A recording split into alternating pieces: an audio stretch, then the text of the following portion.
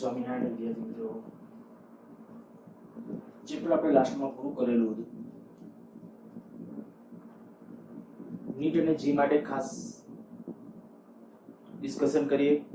આમ ઘણું બધું વચ્ચે વચ્ચે તમને જે સર્કિટ ને એ બધા જે શીખવાડેલા છે, મોસ્ટલી આ ચેપ્ટરમાંથી નીટ અને જી માટે એવા જ પ્રકારના ક્વેશ્ચન્સ હોય છે. પણ છતાંય આપણે થોડા ડિટેલમાં જઈને થોડી પ્રેક્ટિસ કરતા હોઈએ, એની જેમ આગળ વધીએ. સૌથી પહેલા આપણે જે ડિસ્કશન કરેલું હતું, વોલ્ટેજ અને પ્રવાહ, એના માટે મહત્તમ મૂલ્ય એટલે પીક વેલ્યુ, તત્કાલીન મૂલ્ય,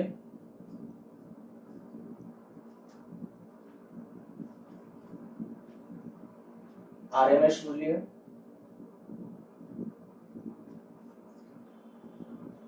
અને સરેરાશ મૂલ્ય. આ ચાર મૂલ્યને ધ્યાનમાં રાખીને તમને વોલ્ટેજ કે પ્રવાહ કે પાવર કે ગમે મેળવવાનું હોય તો એને અનુરૂપ તમને આ ચાર બાબતો છે એ આવડતી હોવી જોઈએ. એસી વોલ્ટેજ માટે આપણે ખાસ અત્યારે આ ચેપ્ટરની અંદર ડિસ્કશન છે એસી વોલ્ટેજ માટે. ડીસી માટે કઈ આપણે તમે કહી શકો ભાઈ સરેરાશ મૂલ્ય કે તો એના એ જ આવે. આરએમએસ કયો તો એ આરએમએસ મૂલ્ય, એનું આરએમએસ મૂલ્ય એના એ જ આવે. ડીસી હોય એક ધારો ડીસી તો એના કિસ્સામાં એના એ જ મળે, એમાં કોઈ ફેર ન પડે. તત્કાલીન વોલ્ટેજ એમાં હોય જ નહીં. જે મહત્તમ મૂલ્ય છે એક ધારો કન્ટિન્યુ, ટૂંકમાં આપણે કહી શકીએ ડીસી માટે આ ચારે ચાર મૂલ્યો છે એમાં કોઈ ભેદ નથી.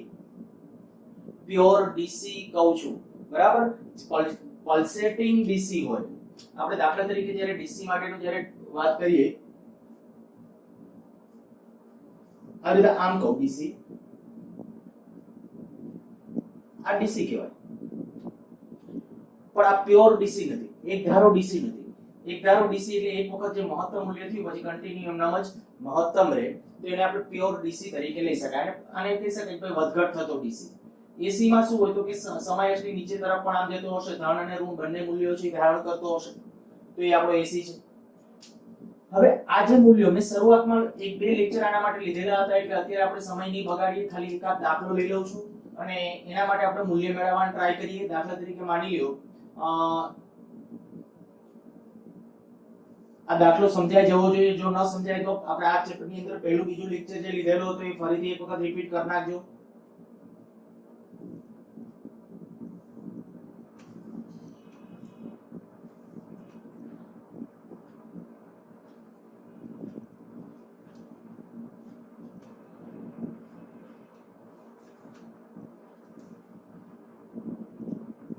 આ 10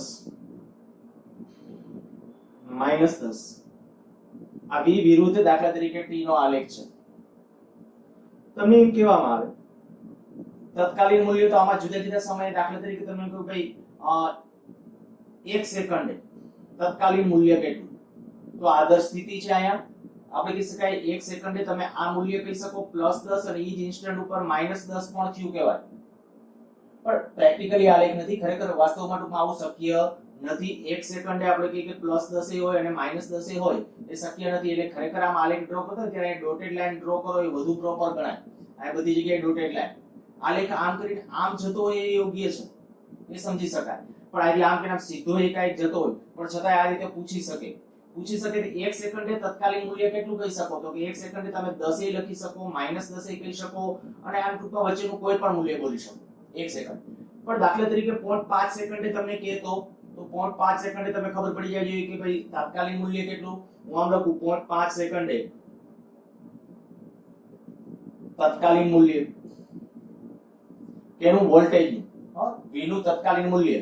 તો v નું તત્કાલીન મૂલ્ય 0.5 સેકન્ડે તત્કાલીન આ ક્ષણે કેટલું મૂલ્ય છે, તો કે 5 વોલ્ટ. v બરાબર 5 વોલ્ટ.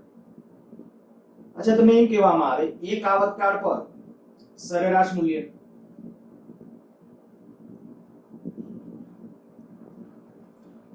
જો એક આવર્તકાળ ઉપર સરેરાશ મૂલ્ય જોઈતું તો આમાં જેટલો ધન ભાગ આવશે એટલો જ સામે અહીંયા ઋણ ભાગ આવશે. આ એક આવર્તકાળ એટલે અહીંયા પૂરો થઈ ગયો કહેવાય. એક આવર્તકાળ ત્યાં પૂરો થયો. એક આવર્તકાળ પર સરેરાશ મૂલ્ય કેટલું થઈ જશે? એક આવર્તકાળ પર વોલ્ટેજનું સરેરાશ મૂલ્ય v એવરેજ બરાબર 0 અથવા v ઉપર 12 કરી નાખો ચાલે. અર્ધ આવર્તકાળ ઉપર સરેરાશ મૂલ્ય જોઈતું હોય તો અર્ધ આવર્તકાળ પર સરેરાશ મૂલ્ય, તો અડધો એટલે અહીંથી અહીં સુધીનું, બરાબર, અહીંથી અહીં સુધીનું. તો તમે કહી શકો અહીંથી અહીં સુધી વોલ્ટેજ કેટલા છે, તો કે અહીંયા 0 અહીંયા 10. તો 0 થી 10 સુધીનું સરેરાશ તમે જ્યારે લેશો ત્યારે 5 આવશે. તો અર્ધાવર્તકાળ ઉપર સરેરાશ મૂલ્ય જે ગણો તો v બરાબર અહીંયા આપણે કે હાફ સાયકલ, બરાબર, લખું છે હાફ, તો એ આવશે કેટલા 5 વોલ્ટ. અર્ધાવર્તકાળ ઉપરનું સરેરાશ મૂલ્ય એટલે અહીંયા આપણો અડધો અર્ધકાળ કે આખો આવર્તકાળ અહીંયા પૂરો થાય છે એમ કહી શકાય.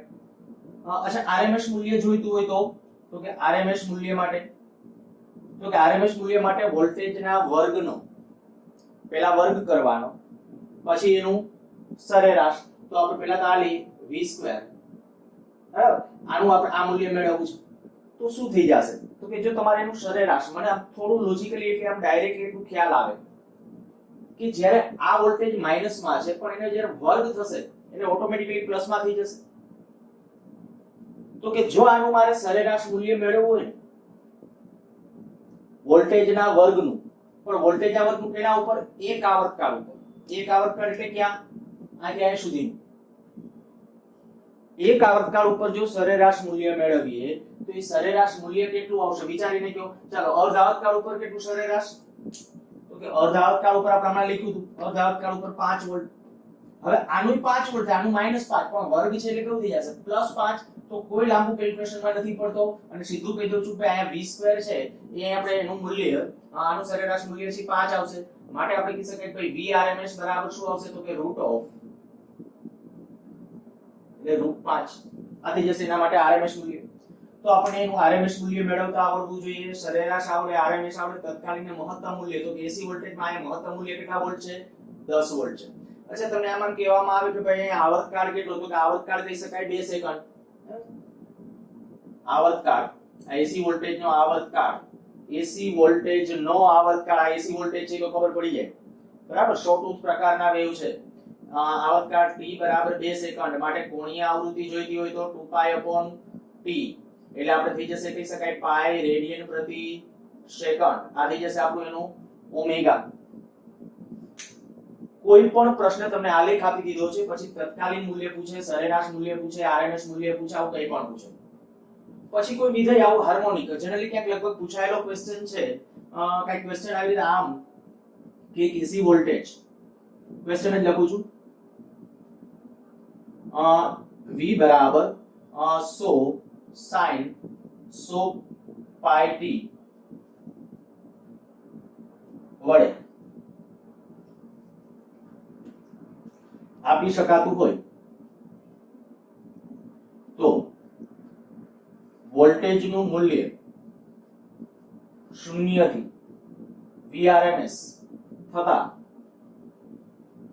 લાગતો સમય કેટલો? વોલ્ટેજનું મૂલ્ય 0 થી, તો કે 0 ક્યારે હશે, તો કે t બરાબર 0 સમયે જો વોલ્ટેજ 0 થશે, કારણ કે આમાં sin 0 માં તમે એમ કહી શકો t બરાબર 0 સમયે વોલ્ટેજ 0. તો હવે 0 થી rms જેટલું વોલ્ટેજ, તો rms એટલે તમને ખબર છે અહીંયા આપણે તો એવો કયો સમય હશે કે આ વોલ્ટેજ કેના જેટલું થાય, rms જેટલું. તો મારું સૂત્ર લખું તો આમ લખી શકાય કે ભાઈ vrms બરાબર 100 sin 100πt. આ શું કામ rms લખ્યું, તો કે rms જેટલું વોલ્ટેજ થવા માટે લાગતો સમય ગણવો છે. શૂન્ય સમયે પેલા શૂન્ય વોલ્ટેજ છે, ધ્યાન રાખજો, શૂન્ય સમયે વોલ્ટેજ 0 છે. હવે પેલા મૂલ્ય કયું આવશે, એનું rms મૂલ્ય આવશે, પછી મહત્તમમાં જશે. તો હું અહીં કહું કે vrms નું મૂલ્ય લખી નાખો, તો vrms એટલે કેટલું થઈ જશે 100/√2. ખ્યાલ આવી જવું જાવ શું કામ કર્યું, કારણ કે આ vm છે, આ vm છે, તો આ vm/√2, તો આ 100 sin 100πt. હવે ખાલી સાદું રૂપ આપવાનું છે, 100 કેન્સલ કરી નાખો, અહીંયા આપણે 1/√2 એટલે sin 45 મીન્સ કે sin π/4 બરાબર sin 100πt. બે બાજુથી આપણે કહી શકાય sin કાઢી નાખો, બંને બાજુથી જો sin કાઢી નાખશો, અહીં લખી નાખું છું, બંને બાજુથી sin કાઢી નાખશું તો π/4 બરાબર 100πt. પાઈ પણ બે બાજુથી કેન્સલ થઈ જશે, t બરાબર આવશે કેટલું, 1/400 સેકન્ડ. તો આ જે થઈ જશે એના માટેનો સમય. કોણીય આવૃત્તિ પૂછી, કેટલી કોણીય આવૃત્તિ છે 100π. આવર્તકાળ મળે, મહત્તમ વોલ્ટેજ એના ઉપરથી તમને હવે આનું બધું rms મૂલ્ય પૂછે, બરાબર આપ મેળવી લીધા છે ઓલરેડી. હવે મેં કીધું એમાં ખોટો સમય નથી બગાડતો, ખાલી આ તો જસ્ટ એક વખત રિવિઝન થઈ જાય એવા હેતુથી ખાલી આપણે આ ક્વેશ્ચન લીધો હતો. તો વોલ્ટેજનું આ મહત્તમ મૂલ્ય આટલું, આરએમએસ મૂલ્ય મેળવતા આવડે, અર્ધ આવર્તકાળ ઉપર સરેરાશ આવડે. અચ્છા એક આવર્તકાળ ઉપર તો કે sin કે cos હોય તો એનું એક આવર્તકાળ ઉપર સરેરાશ મૂલ્ય કેટલું થાય? 0. અચ્છા વોલ્ટેજનું વિધેય થોડું વિચિત્ર રીતે આપી દે. માની લો કે આવું આપી દીધું 100 sin 100 pi t cos 100 pi t, તો શું કરાય? અને તમને વોલ્ટેજનું મહત્તમ પૂછાયેલ છે આવા ક્વેશ્ચન, ખાલી ક્વેશ્ચન લખી દો.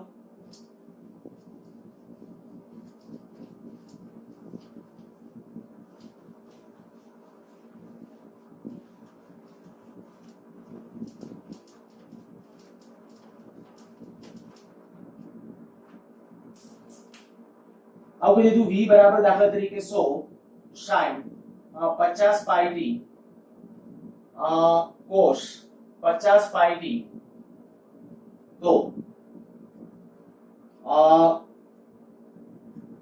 મહત્તમ વોલ્ટેજ vm કેટલું, વોલ્ટેજનું rms મૂલ્ય કેટલું, rms મૂલ્ય ગણવું હોય તો rms મૂલ્ય કેટલું થશે, મહત્તમ મૂલ્ય કેટલું થશે? તો કે આ 100 ઈ મહત્તમ ન કહેવાય. આપણું વિધેય છે આવું sin અને cos ના પદમાં છે, તો આને આપણે લખીને આખું v બરાબર આ સોલ્યુશન ની અંદર અહીં આપણે લખીએ છીએ 2 ઓકે 50 ગુણ્યા 2 sin 50 pi t cos 50 pi t. આ 50 એમનેમ 2 sin θ cos θ હોય તો sin 2 θ sin, તો આ થઈ જશે 50 sin 100 pi t. હવે તમે આના ઉપરથી કદાચ કોણીય આવૃત્તિ જોઈતી હોય તો આપણે કહી શકાય મહત્તમ વોલ્ટેજ કેટલો? 50 વોલ્ટ. કોણીય આવૃત્તિ જોઈતી હોય તો 100 પાઈ. આવર્તકાળ આના ઉપરથી પૂછે તો આવર્તકાળ પણ મેળવી શકો. તમને એમ કે ભાઈ 0 થી આટલા વોલ્ટ થવા કેટલો સમય લાગશે? તો એ જે વોલ્ટેજ કે એ વોલ્ટેજ આયા મૂકી દેવાના. બસ આવા જ પ્રશ્નો હોય છે. થોડું મિકેનિક સામાન્ય તમને કે ભાઈ સાદું રૂપ આવડતું હોય ને, સિમ્પલ ત્રિકોણમિતિ, બરાબર સિમ્પલ ત્રિકોણમિતિ, કોઈ હાઈફાઈ ત્રિકોણમિતિ પણ આપણને નથી પૂછાતું આમાં જ્યારે પૂછે છે ત્યારે. તો ખાસ એટલું આવડતું હશે કે તમે તત્કાલીન મૂલ્ય, આરએમએસ મૂલ્ય, સરેરાશ મૂલ્ય અને આગલા વર્ષના પેપરો જોશો તમને ઘણી વખત એવું જોવા મળશે કે એમાં વોલ્ટેજનું તમને આરએમએસ મૂલ્ય, સરેરાશ મૂલ્ય આવું પૂછ્યું હોય. ઈ બે બાબતો પર વધુ ફોકસ રાખશું. ત્યાર પછી આપણે એલસીઆર પરિપથો લીધા હતા, હું એની પણ પ્રેક્ટિસ કરાવડાવું, પણ એની પહેલા એક આપણો દાખલો જે આપણે લેતા હતા ટેક્સ્ટબુક નો સ્વાધ્યાયનો, ત્યારે મેં તમને એમ કીધું હતું કે ભાઈ આ હું તમને બીજી રીતે કરાવડાવીશ અને શરૂઆત ત્યાંથી જ કરીશ, પણ હું ભૂલી ગયો એટલે હવે અત્યારે વચ્ચે લઈ લઉં છું એ દાખલો.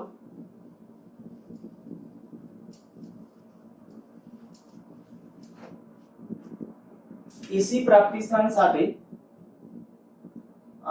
એક ઇન્ડક્ટર, એક ઇન્ડક્ટર, એક કેપેસિટર અને એક અવરોધ, આ ત્રણ માની લ્યો કે આ એસી પ્રાપ્તિ સ્થાન સાથે શ્રેણીમાં જોડેલા છે. આ એસી પ્રાપ્તિ સ્થાન v બરાબર vm sin અથવા cos ઓમેગા t આવું એસી પ્રાપ્તિ સ્થાન છે. આ ઇન્ડક્ટન્સ L, આ કેપેસિટર C, કેપેસિટન્સ C અને આ અવરોધ, આ ત્રણને સમાંતરમાં જોડેલા છે. હવે આ એક બીજગણિતની રીત છે, સંકર સંખ્યા તરીકે ઓળખાય છે. મેં તમને ત્યારે એવું કીધું હતું કે ભાઈ જૂના કોર્સની એક મેથડ છે, જૂના કોર્સની અંદર છે એવું ત્યાં કાલ્પનિક ભાગને મેથ્સ વાળાને તો આવી જશે ભણવામાં, પણ આવી રીતે આમ જ્યારે લખાય આવું કદાચ જરૂર પડે તો હું એકાદ બે બાબતો એના પૂરતી લખી દઉં છું. આમ લખીએ z બરાબર x jy, તો આ છે ને જ્યાં x એ વાસ્તવિક ભાગ અને y એ કાલ્પનિક ભાગ ગણો. જો ખાસ ધ્યાન રાખજો, જરૂર પડે અને ક્યારેક કદાચ ઇન્સિડન્ટલી, મોસ્ટલી હવે તો આપણે એનસીઈઆરટી ને ફોલો કરવાની છે તો એનસીઈઆરટી પ્રમાણે જ આવે, પણ તમે જ્યારે પ્રશ્નો સોલ્વ કરતા હશો ત્યારે, કારણ કે આ બુકો વાળા આગલા બુકોના જે પ્રશ્નો છે એ જવાના નથી એટલે તમારી સામે આવશે, તો તમે ત્યારે બહુ હલવાવ નહીં, એવું કરી દઉં છું. z બરાબર x jy, જે સાથે જે હોય ને એને આપણે કહેવાનું કાલ્પનિક ભાગ. કાલ્પનિક ભાગ શું કામ કાલ્પનિક? તો કે રિયલમાં એવી કેટલીક મેથેમેટિકલ સંખ્યા કે જેનું વર્ગમૂળ આપણે દાખલા તરીકે -1, તો -1 નું વર્ગમૂળ પોસિબલ ન હોય તો ત્યારે આપણે કહી શકાય ઈ કાલ્પનિક સંખ્યા ગણાય, એટલે એની સાથે જે લખવો જોઈએ અને આનાથી આ જે સંખ્યા તૈયાર થઈ ને એને કહેવાય સંકર સંખ્યા. z એ આપણી સંકર સંખ્યા છે. હવે ગમે ત્યારે જો માત્ર સંકર સંખ્યાની અંદર આ હું એમ કહું છું સંકર સંખ્યા, પછી તમે તમારી રીતે તમારા શબ્દોમાં થોડું લખી નાખજો. આ સંકર સંખ્યા આ z તો z ની અંદર બે ભાગ, આ વાસ્તવિક ભાગ, આ કાલ્પનિક ભાગ. હવે તમારે ગમે ત્યારે સંકર સંખ્યાનું મૂલ્ય મેળવવાનું, સંકર સંખ્યાનું મૂલ્ય. તો સંકર સંખ્યા માટેનું મૂલ્ય એટલે આપણે દર્શાવીએ છીએ z માં. એનસીઆરટી માં ખાલી z જ કહીએ છીએ, કારણ કે આપણે આ ચર્ચા જ કરતા સીધા મૂલ્યની ચર્ચા કરીએ. હવે મૂલ્ય ગમે ત્યારે મેળવવાનું હોય ને તો શું કરવાનું? વાસ્તવિક ભાગનો વર્ગ વત્તા કાલ્પનિક ભાગનો વર્ગ. જે જ્યાં છે ને ખરેખર આવું થાય, આ જે છે એને અનુબદ્ધ સંકર સંખ્યા ને એવું બધું હોય. બહુ પણ તમને પિંજણમાં નથી લઈ જવા, એટલે હું ખાલી આટલું તમને યાદ કરાવડાવું છું. x² + y² જે વાસ્તવિક ભાગ હોય તે અને કાલ્પનિક ભાગ હોય એનો વર્ગ કરી નાખો એટલે તમને સીધું સંકર સંખ્યાનું મૂલ્ય મળે. આવું શું કામ આવ્યું એમ એકદમ પ્રૂવ કરવામાં નથી જતા, બરાબર? આનાથી મેથ્સ વાળાને તો પ્રૂવ કરવાનું આવશે, અને આમ સહેલું છે, પણ ખોટી પિંજણો બધી વધારાની આપણે યાદ નથી રાખી. દાખલા તરીકે તમને આવું કહી દઉં, સંકર impedance z = r + j omega l. ચાલો આવું છે, આ ટ્યુબ સર્કિટ થયો કહેવાય RL. આ L માટેની વાત છે, તો RL સર્કિટ છે. RL સર્કિટ માટે જ્યારે આપણે કહી શકાય આ z मान મારે નક્કી કરવું, શું કરવાનું? તો વાસ્તવિક ભાગ r છે, તો આમ લખી નાખવાનું વાસ્તવિક ભાગનો વર્ગ વત્તા કાલ્પનિક ભાગનો વર્ગ એટલે ઓમેગા² l². તો ત્યાં આપણે કહી શકાય કે ભાઈ આ એનું મૂલ્ય થઈ ગયું. z मान √r² + ઓમેગા² l². ગમે ત્યારે મૂલ્ય મેળવવું હોય સંકર સંખ્યા ઉપરથી તો આ રીતે લખી નાખશું, બરાબર? બીજું, ગમે ત્યારે કોઈ પણ સંકર સંખ્યા હોય એની અનુબદ્ધ સંકર સંખ્યા હોય, તો આની અનુબદ્ધ સંકર સંખ્યા,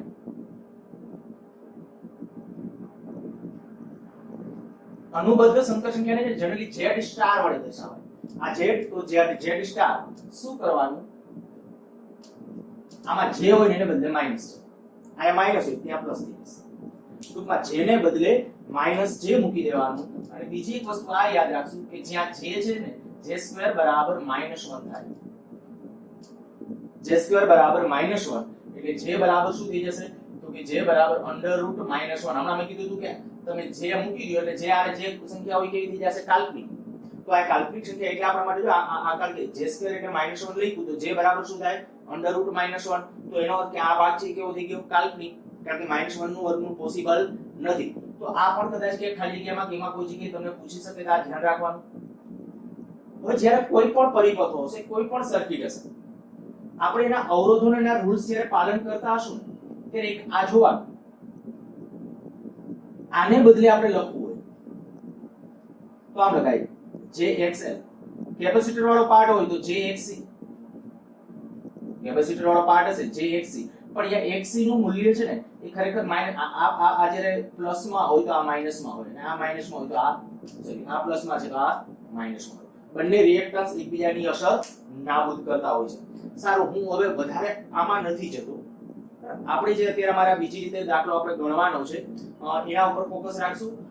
જ્યારે ત્યાં આપણે જે ગણ્યું હતું ને ત્યાં જે લીખામાં આપણે જે કર્યું હતું અને મેં તમને કીધું હતું કે આપણે ડિસ્કસ કરીશું, એ એકવાર પહેલા કરતો, પછી આપણે જે બીજી રીતથી દાખલો ગણવો છે ગણ્યું. આ ત્રણ રિએક્ટન્સ કેવા જોડાણમાં છે? સમાંતર. તો જ્યારે મારે આમ લખવું છે એમાં આ ભાગ અને આ ભાગ આ કાલ્પનિક કહેવાય, ધ્યાન રાખજો. આ કાલ્પનિક છે, આ કાલ્પનિક પાર્ટ આવશે.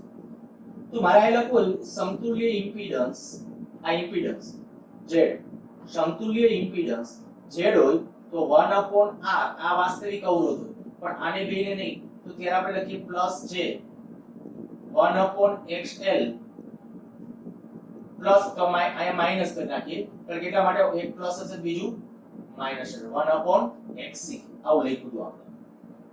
પછી જ્યારે આનું મૂલ્ય ગણવાનું હોય તો આપણે સીધું આવું કરીએ 1/mod z બરાબર √ આનો વર્ગ વત્તા આનો વર્ગ. પણ આ ટૂંકમાં ધ્યાન રાખવાનું, કેપેસિટર હોય અને ઇન્ડક્ટર વાળો પાર્ટ હોય ને તો એ જે છે એના કારણ કે એના રિએક્ટન્સ છે એ વાસ્તવમાં આપણને ખ્યાલ છે કે ઓહમિક અવરોધ જેવા નથી, એટલે જાણે કે કાલ્પનિક છે. આમ કાલ્પનિક નથી, પણ એ છે શું? તો કે રિયલમાં જ્યારે પ્રવાહ પસાર કરો ત્યારે કંઈક પ્રવાહના ફેરફારનો વિરોધ કરે, ત્યાં સુધી એને અવરોધ નથી. આ ઇન્ડક્ટરમાંથી જો પ્રવાહ પસાર થાય ને પ્રવાહના ફેરફારનો વિરોધ, પ્રવાહનો ફેરફાર થાય તો એનો વિરોધ કરશે. અધરવાઇઝ છે ઇન્ડક્ટરનો આપણને ખબર છે પરિપથમાં કોઈ રોલ નથી. બીજા દાખલાઓની અંદર પણ આપણે ડિસ્કશન શીખી ગયા કે ભાઈ ડીસી આમાંથી તમે પસાર કરો તો ડીસી વખતે આ જે ઇન્ડક્ટર છે ડીસી હોય તો ડીસી માટે આપણે તેમાં ઇન્ડક્ટર અહીં જોડી દીધું હોય, શું ફેર પડે? તો કે પ્લેન તારની માફક વર્તે, કારણ કે આપણે ખબર એનો રિએક્ટન્સ 0 કહેવાય અને આ ઓપન સર્કિટ કન્ડિશનની જેમ વર્તે એમ કહેવાય. બરાબર, આયા સુધી સમજી ગયા છો? સારું, આટલું આ લખી નાખું, ભૂસી નાખું છું.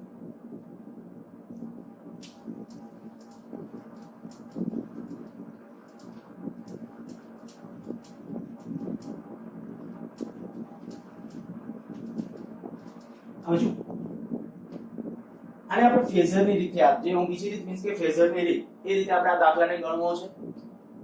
તો પહેલા તો આપણે કહી શકાય સમાંતરમાં શું સમાન હોય, વોલ્ટેજ કે પ્રવાહ? તો તમને ખ્યાલ છે કે સમાંતરની અંદર વોલ્ટેજ સમાન હોય. તો હું આવું કરું, આનો વોલ્ટેજ કયા વિધેય અનુસાર છે? V Vm cos sin omega t. તો આનો વોલ્ટેજ V Vm sin, આનો વોલ્ટેજ V Vm sin, આનો વોલ્ટેજ V Vm sin. જો હું બધાના વોલ્ટેજના ફેઝરો એક્ઝેક્ટલી અહીંયા દર્શાવી દઉં, આપી દઉં આ વોલ્ટેજનો ફેઝર, આ બધાના વોલ્ટેજના ફેઝરો આવી બરાબર સમાંતરમાં. યાદ કરો શ્રેણી જોડાણમાં તમને આવું શીખવાડ્યું હતું, પણ ત્યારે તમને એવું કીધું હતું કે પ્રવાહ છે એ સમાન હોય, એટલે પ્રવાહને એક અક્ષ ઉપર લઈ લેવા. ત્યાં આપણે જે લીધું હતું એ સાથે યાદ કરે એટલે ઝડપથી યાદ આવી જાય તમને. L C અને R આ AC પ્રાપ્તિસ્થાન સાથે જોડેલા હતા. તો આમાં પ્રવાહનો ફેઝર બધી જગ્યાએ આપણે આમ લીધો હતો. પછી શું કીધું હતું? અવરોધ માટેના જે વોલ્ટેજ હોય ને એ અવરોધ માટે વોલ્ટેજ સમાન કળામાં. અહીંયા વોલ્ટેજ સમાન કળામાં. કેપેસિટરમાં વોલ્ટેજ આગળ કે પાછળ? તો કે ત્યાં આપણે કહી શકાય વોલ્ટેજ પાછળ, પ્રવાહ આગળ કેપેસિટર માટે.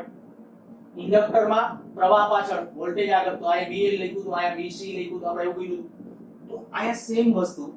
ચાલો આ બધાના વોલ્ટેજના ફેઝરો એક આપણે કરી નાખ. પણ અહીંયા વોલ્ટેજ શું કામ યાદ જ શીખી લીધા? તો કે બધામાં સરખા શું હશે? વોલ્ટેજ. હવે અવરોધનો પ્રવાહ ક્યાં આવે? તો કે અવરોધનો પ્રવાહ જે આવશે ને અહીંયા આવશે. આયા પ્રવાહ ત્રણેમાં જુદો જુદો હશે. પછી આમાં પ્રવાહ આગળ કે પાછળ? કેપેસિટરની અંદર પ્રવાહ આગળ હશે. આયા. અને ઇન્ડક્ટરમાં પ્રવાહ પાછળ હશે. આયલ. ઇન્ડક્ટરમાં પ્રવાહ પાછળ એટલે મેં આયલ કહી દીધું છે, કેપેસિટરમાં આગળ અને મોટો ધારેલો છે. અહીંયા આપણે ટૂંકમાં આવું લખ્યું છે આયા સોરી ICO કેપેસિટન્સ માટે છે. IC is greater than IL છે. હવે વિચાર કરો આ બધો સમગ્ર ફેઝર હું એક જ ફેઝર ઉપર ડ્રો કરવાનો ટ્રાય કરું. જ્યારે ફેઝર સૌથી પહેલા વોલ્ટેજ માટેનો ફેઝર કેટલો? V Vm sin omega t. ચાલો V Vm sin omega t આ વોલ્ટેજનો ફેઝર. આ વોલ્ટેજનો ફેઝર આ કોણ કેટલો? Omega t. V Vm sin omega t એટલે આનું જે મૂલ્ય હશે એ Vm જેટલું. એટલે આ વોલ્ટેજ માટેનો ફેઝર થયું. હવે જો મારે ઇન્ડક્ટર માટે, તો ઇન્ડક્ટર માટે વોલ્ટેજ કેમનો હશે? ચલો ઇન્ડક્ટર માટે પ્રવાહ કેમનો હશે? પાછળ. તો ઇન્ડક્ટરનો પ્રવાહ આમ દર્શાવી, પાછળ હશે π/2 જેટલો. ઇન્ડક્ટર માટે પ્રવાહ આ બાજુ. કેપેસિટર માટે પ્રવાહ કેમનો? આગળ. ઈ મોટો રાખું છું, થોડું એક્ઝેક્ટ આમ વિરુદ્ધમાં.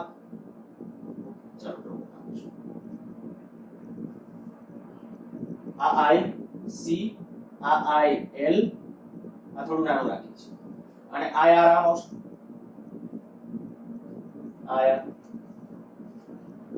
હવે શું કરાય? જ્યારે આપણે કે આ IC છે આ IR છે, તો પરિણામી હું જ્યારે અહીંયા લખું આ મોટું છે આ નાનું છે, તો આટલું આ જે મૂલ્ય છે ને તે દઉં છું IC IL.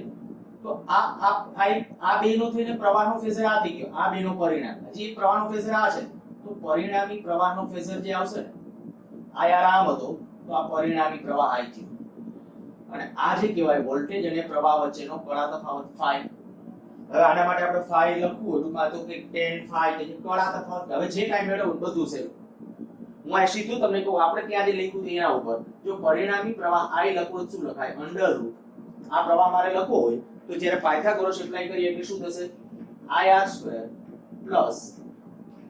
IC - IL એનો સ્ક્વેર. IR² + IC - IL એનો સ્ક્વેર. ખાલી શું કરેલું છે? ફેઝર માટેની જ્યારે વાત છે ત્યારે આના માટેનો આપણો કે આટલો ફેઝર, આ IR પ્રવાહનો ફેઝર છે, આ થઈ ગયું. એના માટેનો આપણો પરિણામી ફેઝર, તો પાયથાગોરસનો ઉપયોગ કરેલો છે. અને હવે આપણને આ ખબર છે કે મારે આને બદલે લખવું હોય તો આવું લખી શકાય. આને બદલે આપણે લખવું છે v upon r એટલે v square upon r square. ખરેખર આ મહત્તમ વોલ્ટેજ માટે લખવું હોય તો મહત્તમ વોલ્ટેજ તો આ મહત્તમ પ્રવાહ કરી નાખું. આ જે લખો Im લખી નાખું તો આ Vm કરી નાખું. Vm upon r square plus અહીંયા લખી નાખો Vm square upon Vm upon xc Vm upon xl એનો સ્ક્વેર. હવે અહીંથી આપણે કે Vm સ્ક્વેર વર્ગને વર્ગમૂળમાંથી બહાર લઈ લ્યો રહેશે આટલું under route 1 upon r square plus 1 upon xc minus 1 upon xl એનો સ્ક્વેર. જો આ સૂત્ર હતું ત્યાં. અથવા તમને જે આમ કહી દો કે આ બાજુ લઈ લ્યો Im upon Vm એટલે શું થઈ જશે 1 upon z માં થઈ જશે. Im upon Vm કરી નાખું તો z માં થઈ જશે. આપણો તો જો કે ત્યાં ટાર્ગેટ પ્રવાહ મેળવવા માટેનો હોય તો સીધું આ મહત્તમ પ્રવાહ મળશે. સીધો મહત્તમ પ્રવાહ મળી જશે. પણ માની લો કે z તમારે મેળવવાનો છે Im upon Vm કરી નાખું તો શું થઈ જશે 1 upon z मान બરાબર under route 1 upon r square plus 1 upon xc minus 1 upon xl એનો સ્ક્વેર. તો આ થઈ ગયું ઇમ્પિડન્સ માટેનું સૂત્ર. ક્યારેક કદાચ તમને પૂછી શકે આવું તો ધ્યાન રાખજો. આ છે સરળ. શરૂઆત શું કરો ફેઝર વાળું એકવાર આપણે આ શ્રેણી વાળું જોઈ નાખશો ને એટલે પછી સમાંતર વાળું તમને આવડશે. પાછું એકવાર એવું તો રિપીટ કરી નાખજો શ્રેણી વાળું એટલે સમાંતર વાળું અત્યારે આરામથી સમજાઈ જશે. હવે આ ત્રણ સમાંતરમાં છે એને બદલે કોઈ બે સમાંતરમાં હોય એક શ્રેણીમાં હોય તો તોય મેળવતા આવડવું જોઈએ. પ્રવાહનું સમીકરણ આવડવું જોઈએ. બરાબર. અને પ્રવાહનું સમીકરણ આવડે એટલે z માને આવડે ઇમ્પિડન્સ અથવા z નું મૂલ્ય મેળવતા આવડે. આ પ્રશ્ન માટે તમને એવું પૂછી શકે કે ભાઈ આમાં z કેટલો મળે તો આ z નું સૂત્ર આપણો એટલે આજે આ 1 upon z मान છે. z मान જોઈએ તો આનું વ્યસ્ત થઈ જશે. બરાબર. તો એ પૂછી શકે તો એ ધ્યાનમાં રાખશું.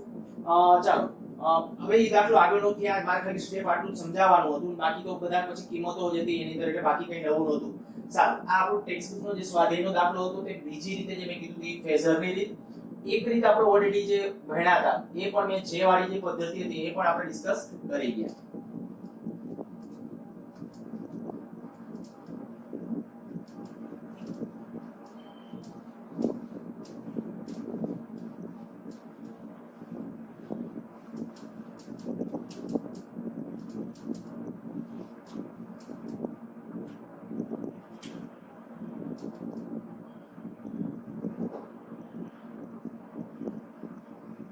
આ ઇન્ડક્ટર કેપેસિટર અને માની લ્યો અહીંયા એક અવરોધ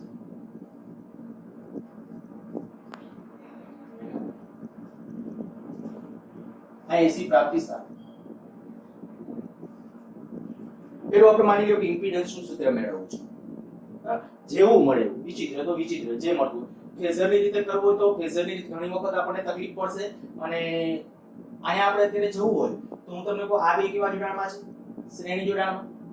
જો આનો રિએક્ટન્સ આપણને ખબર છે જે વડે દર્શાવાય આનો રિએક્ટન્સ XL આનો XC આ અવરોધ R. તો એમ કહો કે ઇન્ડક્ટર અને કેપેસિટર આ બેનો બરાબર L આ C છે અને આ છે ઇન્ડક્ટર અને કેપેસિટર ના શ્રેણી જોડાણ નો રિએક્ટન્સ શ્રેણી જોડાણમાં છે તો એનો રિએક્ટન્સ દાખલા તરીકે Z1 કહો તો Z1 બરાબર કેટલો આવશે તો કે L ને C શ્રેણી જોડાણ માટે સૂત્ર શું આવે તમને ખ્યાલ જ છે. L ને C શ્રેણી જોડાણ માટે શું હશે તો ડાયરેક્ટલી કહી શકો XC XL અથવા XL XC. કયો પાર્ટ મોટો રાખો છો આનું રિએક્ટન્સ મોટું કે આનું એના ઉપર ડિપેન્ડ કરે છે. બરાબર. આપણે અત્યારે હું કદાચ માની લો કે આ XC વાળો તો XC XL આવું લખું છું અને અહીંયા ગુણાકારમાં જે એટલા માટે લખી નાખું છું. હવે કાલ્પનિકની વાત છે વાસ્તવિક કાલ્પનિકની વાત કારણ કે એનો રિએક્ટન્સ મેં કીધું હતું એ પ્રમાણે કાલ્પનિક હોય. ફેઝરની રીતે જવું હોય તો એ રીતે પણ જઈ શકાય.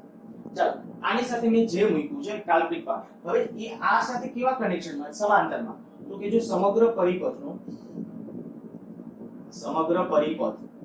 નો ઇમ્પિડન્સ Z હોય તો 1/Z બરાબર 1/R plus J 1/J XC XL થઈ જશે. શું કહ્યું છે આ બેનું જે કમ્બાઈન થી આ જે થયું એ પહેલા લખી નાખ્યું ઈ Z1 ટૂંકમાં એ પહેલા મારે આમ લખું 1/Z1 અને હવે આમ લખું 1/R plus 1 upon j xc minus xl આવું થઈ ગયું. હવે બીજી વાત, આ જે 1 છે હમણાં મેં તમને જે કીધું તે મુજબ અહીંયા આપણે હમણાં કીધું j સ્ક્વેર બરાબર શું થાય -1, તો j બરાબર શું લખાય √ -1. આપણે આની જરૂર નથી, પણ હું એવું કરું કે આને બદલે 1 ને બદલે આવું લખી શકાય -j સ્ક્વેર. j સ્ક્વેર બરાબર -1 છે તો 1 બરાબર -j સ્ક્વેર થશે. તો ઇનડાયરેક્ટલી આપણે આવું કરીએ કે આ 1 ને બદલે -j સ્ક્વેર લખું, -j સ્ક્વેર કેને બદલે 1 ને બદલે. જો 1 ને બદલે -j સ્ક્વેર લખીએ તો એક જે કેન્સલ થઈ જશે. હવે આપણે ડાયરેક્ટ આમ લખી નાખીએ j upon xc xl. તમે મગજમાં આમ રાખજો કે જે છેદમાં છે ત્યાંથી અંશમાં લઈ જાવ, અંશમાંથી છેદમાં લઈ જાવ તો પ્લસ હોય તો માઈનસ, માઈનસ હોય તો પ્લસ. ખરેખર એવું નથી, આ ખરેખર આ છે બરાબર. j સ્ક્વેર એટલે -1 તો 1 બરાબર શું થાય -j સ્ક્વેર. એટલે 1 ને બદલે -j સ્ક્વેર લખો તો -j સ્ક્વેર લખો એટલે -j સ્ક્વેર, પણ એક જે કેન્સલ થઈ જશે રહેશે આવું. તો અર્થ જાણે કે આવો થયો, છેદમાંથી અંશમાં જાય કે અંશમાંથી છેદમાં જાય, પ્લસ હોય તો માઈનસ છે, માઈનસ હોય તો પ્લસ છે. તો આ 1 upon z. હવે જો મારે આનું મૂલ્ય જોઈતું હોય તો આપણે કહી શકાય કે આના માટે તમે સીધું આ કાલ્પનિક ભાગ છે, આ વાસ્તવિક ભાગ છે, તો સીધું આ રીતે આમ લખી શકો છો 1 upon વાસ્તવિક ભાગનો વર્ગ વત્તા 1 upon xc minus xl એનો સ્ક્વેર. આની જશે એના માટે મૂલ્ય અને હા વર્ગમૂળમાં વાસ્તવિક ભાગનો વર્ગ વત્તા કાલ્પનિક ભાગનો. અહીંયા શું છે વચ્ચે પ્લસ માઈનસ એ કશું તમારે જોવાની જરૂર નથી, સીધું આ વાસ્તવિક ભાગનો વર્ગ વત્તા કાલ્પનિક ભાગનો વર્ગ કરશો એટલે માઈનસ વાળું પદ હોય તો કેવું થઈ જશે પ્લસ. તો આ થઈ જશે એના માટેનું રિએક્ટન્સ. કદાચ આવું પૂછે તોની વાત છે બરાબર. આપણે શક્યતા પ્રમાણમાં ઓછી, બહુ એટલા બધા વિચિત્ર રીતે એમાં જતા નથી. એકાદ જે આવું લઈએ, ચાલો પૂછી નાખું છું.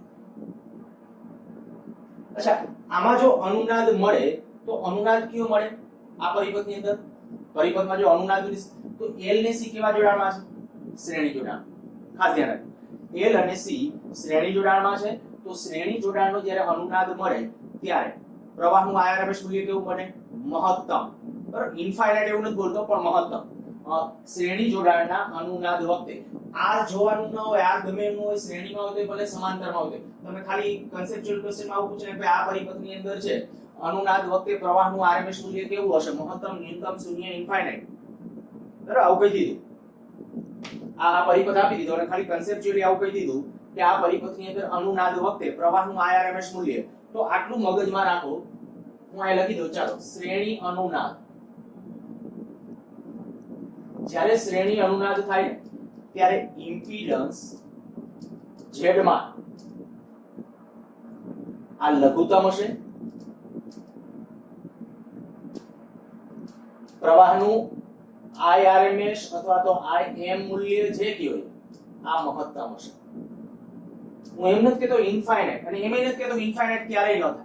ઇન્ફાઇનાઇટ ક્યારેક હોઈ શકે, ડિપેન્ડ્સ ની ત્રણે સર્કિટમાં ત્રણે ઘટકો કેવી રીતે છે બરાબર. પણ જો સમાંતર અનુનાદ થાય, હવે હું સમાંતર અનુનાદ ઉપર જાઉં છું, એકાદ દાખલો લઈએ, બહુ એની પણ પ્રેક્ટિસ નથી કરવી. સમાંતર અનુનાદની વાત હશે તો z માન છે ને એ હંમેશા મહત્તમ થશે અને પ્રવાહનું મૂલ્ય IRMS અથવા IM કયો એ લઘુત્તમ થશે. સમાંતર અનુનાદ હશે ત્યારે, અને સમાંતર અનુનાદ માટે સર્કિટમાં L અને C સમાંતરમાં હોવા જરૂરી છે. L અને C સમાંતરમાં હોય, એની સાથે AC પ્રાપ્તિ સ્થાન સાથે હો, AC પ્રાપ્તિ સ્થાન સાથે. અને લખું છું R ની ચિંતા કર્યા સિવાય.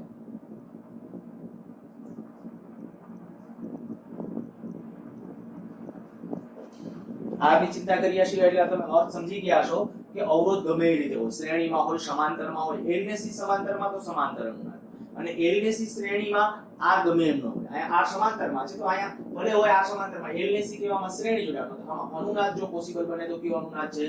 શ્રેણી અનુનાદ પોસિબલ છે. બરાબર, અહીંયા સુધી સમજાઈ ગયો છે. આગળ વધું છું.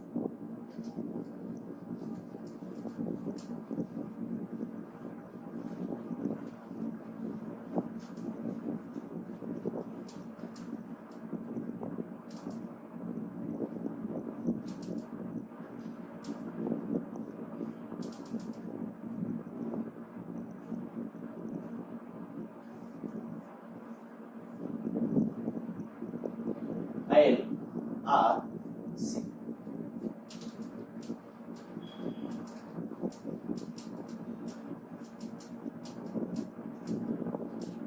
એલ આર અને સી હવે જુઓ જોઈએ પરિસ્થિતિ પ્રમાણે એલ અને આર કેવા જોડાણમાં શ્રેણીમાં, એની સાથે સી કેવા જોડાણમાં સમાંતર. જ્યારે સી સમાંતરમાં છે ત્યારે એ વખતે સમાંતર અનુનાદ પોસિબલ હશે. તો સમાંતર અનુનાદ વખતે z માન કેવો? મહત્તમ. પ્રવાહનું આરએમએસ મૂલ્ય કેવું થશે? લઘુત્તમ. હવે ફેઝરની રીતે કરવા જવું હોય તો પણ કરી શકો, પણ જનરલી છે ને આ મિક્સ કોમ્બિનેશન હોય ને શ્રેણી સમાંતર, તો ત્યારે થોડી ફેઝરની રીત છે તકલીફ પણ આપશે. એના કરતા બીજગણિતની રીત એ તમને થોડી વધારે અનુકૂળ રહેશે. એટલે આપણે જે વાળી જે મેથડ ભણ્યા. ચાલો હું આવું કહું કે આ બેનું જો સમતુલ્ય બરાબર z1 હોય, જો r અને l નો સમતુલ્ય ઇમ્પિડન્સ z1 હોય તો 1 ઓકે શ્રેણીમાં છે એટલે z1 આમ કરી નાખું. z1 બરાબર r plus jxl, r plus આનો રિએક્ટન્સ એટલે xl ના પદમાં પડી કાલ્પનિક કહેવાય એટલે jxl. હવે એની તો જો સમગ્ર સર્કિટ અથવા પરિપથ નો ઇમ્પિડન્સ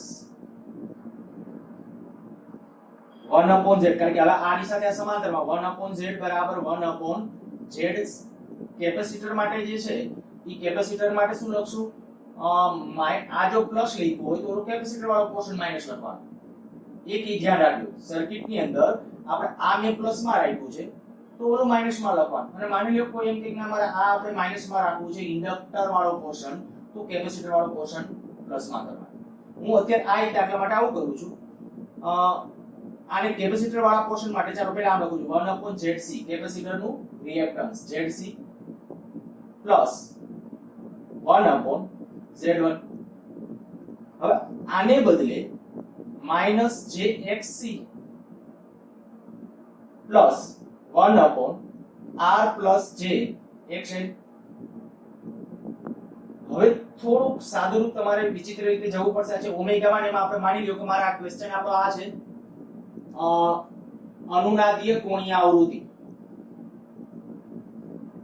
અનુનાદ કોણીય આવૃત્તિ મેળવો. તો ગમે ત્યારે તમને અનુનાદ કોણીય આવૃત્તિ નું કહે ને તો આટલું એક મગજમાં રાખજો. અનુનાદ કોણીય આવૃત્તિ માટે પહેલા z મેળવી લેવાનું, ઇમ્પિડન્સ નું મૂલ્ય, એટલે બાકીનું કામ સહેલું પડશે. હવે આ જે છે આ 1/z બરાબર આપણા પાસે આવું પરિણામ આવ્યું. હું છે ને આવું કરું છું, આ જે માઈનસ જે છે ને એક તો અંશમાં લઈ લો એટલે પ્લસ છે 1/z બરાબર j/xc. xc ને બદલે 1/ωc પણ લખી શકાશે. ઓકે ચાલો એક સ્ટેપમાં આપણે લઈ લો છે આ પ્લસ 1/r પ્લસ jxl. હું હજી અહીંયા આવું કરું છું r minus jxl, r plus નહીં r માઈનસ jxl. આને છે ને આ જે સંખ્યા છે એની મેં અનુબદ્ધ સંકર સંખ્યા સાથે ગુણાકાર કરેલો છે. આવું કરવાનું રીઝન શું? તો મારે વાસ્તવિક અને કાલ્પનિક ભાગ છે ને નફો પાડવો છે અને આપણે જે સમાંતર અનુનાદના જે ડિસ્કશનમાં જાઉં છું એના માટે ખાસ કામનું છે.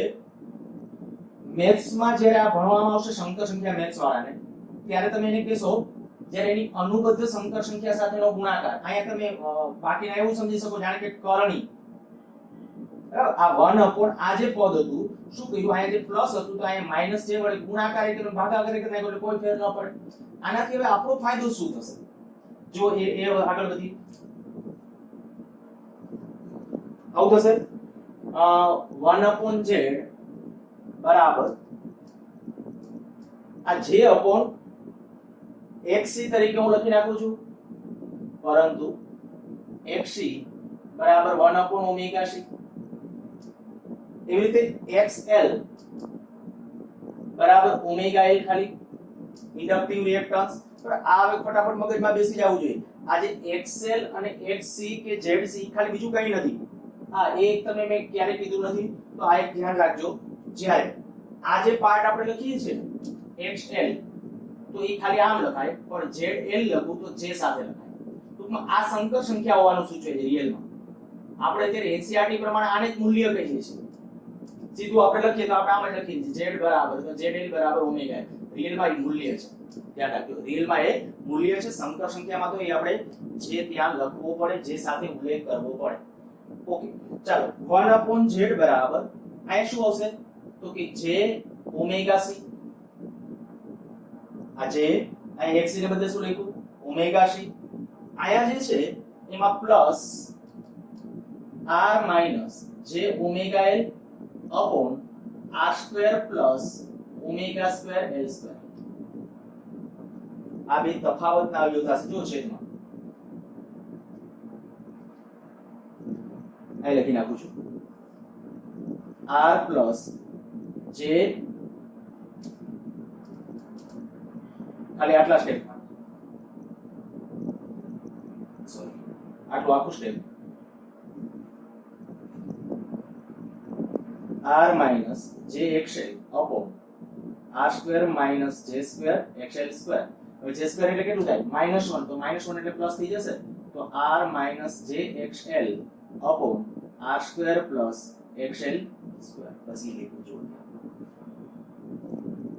હવે આપણે તો જે z માં જવું છે, હું આવું કરું છું, આ પદને જે આની સાથે ગુણાકાર કરી નાખું છું. J omega C r square, J omega C r square plus J omega ઘન L સ્ક્વેર C. આ પદને મેં આની સાથે ગુણાકાર કર્યું, બીજું કંઈ નહીં. J omega r square, J omega ઘન L square C plus r minus J omega L. આનું જ્યારે વ્યસ્ત લઈ લેશું ત્યારે આપણો ઇમ્પિડન્સ થઈ જશે. માટે z બરાબર અથવા z ઓકે 1 અપોન r પહેલા લખી નાખું છું પ્લસ J ઓમેગા ઘન L સ્ક્વેર C. આ પદ લખ્યું છે, પછી આ લખું છું plus J omega C r square minus J omega. સાદુરૂપ છતાં એક વખત જોઈ લેજો, બીજું કંઈ નથી કર્યું, ખાલી આને વ્યસ્તમાં લઈ ગયા છે એટલે આ z મળ્યું. હવે આ ભાગ છે ને એક કાલ્પનિક ભાગ છે. અચ્છા, આપણે જ્યારે આની સાથે ગુણાકાર કરી નાખ્યો, હજી છેદમાં અહીંયા પદ છે એ ભૂલ કરી છે. r square plus omega square L square. તો અહીંયા રહેશે ઉલટા આવશે એટલે r square plus omega square L square. શું કર્યું છે ખાલી અહીંયા લસા લીધો હતો, આનો આની સાથે ગુણાકાર કર્યો છે.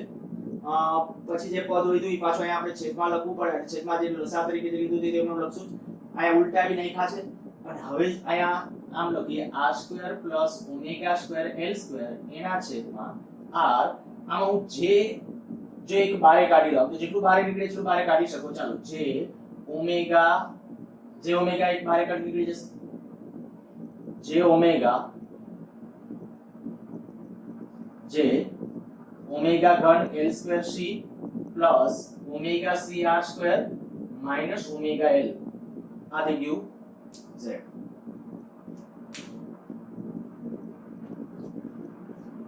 હજી ક્યાં સુધી પહોંચ્યા તો કે Z મેળવી લીધું છે. Z આવા સ્વરૂપમાં શું કામ મેળવ્યું? આપણે કે આને Z ન કહેવાય, આનું વ્યસ્ત લઈ લીધું તો કહેવાય જો તમને પ્રોપર રીતે ઓપ્શન મળે. પણ આ એમે ક્વેશ્ચન શું પૂછ્યો તો અનુનાદ કોણીય આવૃત્તિ મેળવો. હવે મેં તમને આવું કીધું કે અનુનાદ કોણીય આવૃત્તિ મેળવો તો પહેલા તમારે ઇમ્પિડન્સ Z મેળવવો પડશે. અને Z મેળવતી વખતે આ ધ્યાન રાખવાનું, વાસ્તવિક ભાગ અને કાલ્પનિક ભાગને થોડા નોખા પડે એવું. જો અહીંયા મેં કદાચ આને તમે આ Z છે આને ઉલટાવી નાખ્યું હોત તો આને ઉલટાવી નાખ્યું હોત ને તો એનાથી કંઈક જે આપણું સમીકરણ બનત એ સમીકરણની અંદર અંશમાં છેદમાં બે બાજુ જે રહે અને એવું થાય ને તો તમને ખબર ન પડે કોણ કાલ્પનિક છે અને કોણ વાસ્તવિક છે. હવે અહીંયા સીઓ થઈ ગયો, આટલું ખાલી પૂછું છું. આયા જે છે આપણે હવે કીધું કે આયા અનુનાદ મળે તો કયો અનુનાદ મળે? અહીં અનુનાદ કયો હશે? L અને C કેવા જોડાણમાં? સમાંતરમાં. અહીં સમાંતર અનુનાદ મળી શકે.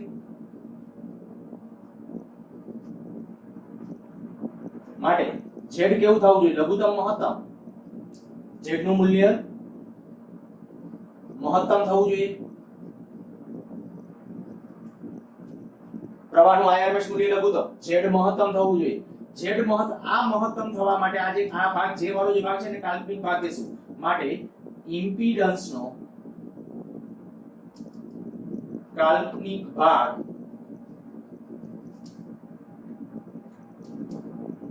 શૂન્ય થવો જોઈએ.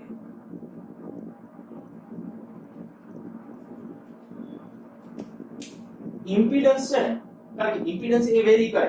તમને ખબર છે ઓમેગા ના મૂલ્ય માટે, ઓમેગા ના જુદા જુદા મૂલ્યો માટે આ ઓમેગા નું જુદું જુદું મૂલ્ય મૂકો તો એનું મૂલ્ય છે ઓમેગા 0 માટે 0 પણ મળી શકવાનું અને ઓમેગા નું મૂલ્ય ઇન્ફાઇનાઇટ હશે તેના અનુરૂપ પણ મૂલ્ય હશે. તો આપણે તો શું કરવું છે તો કે હું આ એટલું તમને કહું કે ભાઈ આ સમાંતર અનુનાદ વખતે z કેવું થવું છે, આ મહત્તમ ક્યારે થાય, આ છેદ લઘુત્તમ થાય તો આ છેદ લઘુત્તમ ક્યારે થાય, આ પદ 0 થાય તો આપણે કહી શકીએ કે કાલ્પનિક ભાગ 0 થવો જોઈએ અને માટે આમ લખી નાખું ઓમેગા ઘન L2c omega cr2 minus omega L બરાબર 0. એક ઓમેગા કેન્સલ આઉટ કરો, omega square L2c cr2 minus L બરાબર 0. ઓમેગા ને આપણે સૂત્રનો કરતા બનાવવો છે તો હું લખું છું ઓમેગા સ્ક્વેર L2c બરાબર L માઈનસ cr2. આ બે પદને સામેની બાજુ લઈ ગયા છે, L2c વડે ભાગી નાખો તો omega square 1/LC minus c cancel out થશે, L2c એટલે r2/L2 તો ઓમેગા બરાબર આવું આવશે √1/LC માઈનસ r2/L2. આ થઈ ગઈ કહેવાય અનુનાદ કોણીય આવૃત્તિ. ખાસ આ પરિસ્થિતિ જી મેન્સ અને એડવાન્સ એના લેવલ સુધી આપણે જ્યારે જતા હશો ત્યારે આવા પ્રકારે ક્વેશ્ચન પૂછી શકે. જ્યારે શ્રેણી સમાંતરની વાત છે એ આવડી જાય. જો હું તમને ક્યાંક ગમે ત્યારે આ જ કહું છું તો અત્યાર સુધી આપણે જોયું L ને C શ્રેણીમાં હતા. અનુનાદ કોણીય આવૃત્તિ કેટલી હતી? ખાલી આટલી ઓમેગા બરાબર 1/√LC. સમાંતર માટે જો ત્રણે ત્રણ સમાંતરમાં હોય ને LC અને આ તો એટલી જ આ ત્રણે ત્રણ સમાંતરમાં હશે તો આટલું મળે 1/√LC. પણ આયા જે આવું કનેક્શન છે તો આમાં અનુનાદ તો મળી શકે. કયો અનુનાદ હશે? સમાંતર અનુનાદ. બરાબર. હવે એ જે સમાંતર અનુનાદ છે તો સમાંતર અનુનાદ વખતે જે કન્ડિશન થવી જોઈએ એનો ઉપયોગ કરી અને આપણે અનુનાદીય કોણીય આવૃત્તિ મેળવી તો એ 1/√LC ખાલી નથી આવતું, એને બદલે કંઈક પરિણામ જે એવું આવું આવે છે. જાજા પ્રશ્નોની આવી પ્રેક્ટિસ નથી કરતા પણ કોઈ પણ આવી રીતે ગમે બે સાથે શ્રેણીમાં સમાંતરમાં ખાસ નીટ વાળા બાળકો આવું મગજમાં રાખજો, ક્યારે સમાંતર અનુનાદ મળે ક્યારે શ્રેણી અનુનાદ મળે. શ્રેણી અનુનાદ વખતે z કેવું હોય, ઇમ્પિડન્સ કેવો હોય, પ્રવાહનું આરએમએસ મૂલ્ય કેવું. પણ ઈ મેં હમણાં આ બોર્ડ ભૂઈશું એની પહેલા છે લખી દીધા હતા. એ વસ્તુ ખાસ મગજમાં રાખવાની અને ઈ આવડતું હશે એટલે લગભગ આપણું કામ ચાલે. અને છતાં રેફરન્સ ખાતર આ એકાદ દાખલો અને આને આ વસ્તુ ખરેખર ફેઝરની રીતે જોઈએ તો ફેઝરની રીતે થાય જ પણ લાંબુ પડે બધું. કારણ કે પહેલા શું કરવું પડે, આ બેનો પરિણામી એક ફેઝર મેળવો, એની સાથે પછી આ સમાંતરમાં છે એટલે સમાંતરનો ફેઝર દર્શાવતા જાવ તો થાય. હું અહીંયા તમને આટલું કહી શકું કે આયા જે વોલ્ટેજ લાગુ પાડો એટલો ને એટલો વોલ્ટેજ અહીંયા કેવાય પણ આના બે વચ્ચે વોલ્ટેજ એટલો જ હશે તો કે ના, એ વોલ્ટેજ બદલાઈ ચૂકેલો હશે. અને આપણે એ વોલ્ટેજ હવે એકાદ બે પ્રશ્નો પાછા એવાય લઉં છું કે એના તત્કાલીન વોલ્ટેજનું મૂલ્ય છે એ કેમ નક્કી કરાય. બરાબર. તો કદાચ તમારે ફેઝરની રીતે પણ પછી ડ્રો કરવું હોય તો એ કરી શકો. ચાલો પૂછું છું.